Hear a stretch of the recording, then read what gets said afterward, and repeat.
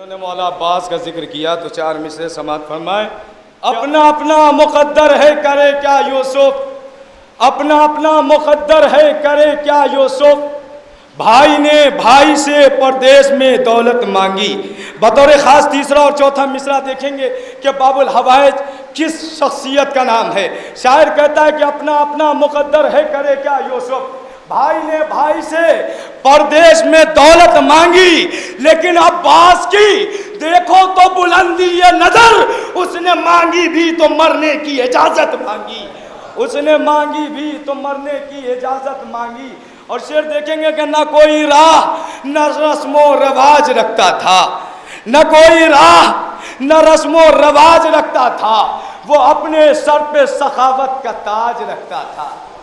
بطور خاص دیکھیں گے کہ نہ کوئی راہ نہ رسم و رواج رکھتا تھا، وہ اپنے سر پہ سخاوت کا تاج رکھتا تھا۔ لہو میں ڈوب کے قاتل کو دے گیا شربت، میرا امام خدا کا مزاج رکھتا تھا، میرا امام خدا کا مزاج رکھتا تھا۔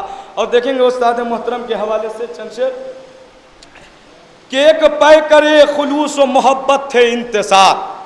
بطور خاص ایک مصرے پہ توجہ کا طالب، ایک پیکرے خلوص و محبت تھے انتصار، ایک پیکرے خلوص و محبت تھے انتصار، منزل شناس راہ شریعت تھے انتصار، منزل شناس راہ شریعت تھے انتصار، شفاف زندگی تھی تو کردار بے مثال۔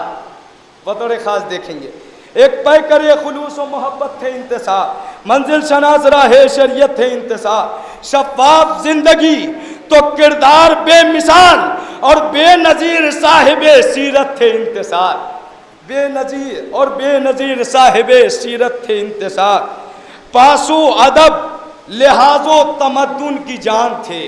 بطور خاص دیکھیں گے مصرع کہ ایک پیکرے خلوص و محبت تھے انتصار، منزل شناس راہ شریعت تھے انتصار، شفاف زندگی تھی تو کردار بے مثال، اور بے نظیر صاحب سیرت تھے انتصار، پاس و ادب لحاظ و تمدن کی جان تھے، تھا دور جس کے بغض و قداوت تھے وہ انتصار، تھا دور جس کے بغض و قدورت تھے انتصار، تھا دور جس کے بغض و قدورت تھے انتصار۔ اور یہ پورا گھرانہ علمی گھرانہ تھا، اور ان کو وراثت علم میں ملی تھی۔ شاعر بیان کرتا ہے کہ ایک پیکرے خلوص و محبت تھے انتصار، منزل شناس راہ شریعت تھے انتصار، شفاف زندگی تھی تو کردار بے مثال، اور بے نظیر صاحب سیرت تھے انتصار، پاس و ادب لحاظ و تمدن کی جان تھے، تھا دور جس کے بغض و قدورت تھے انتصار۔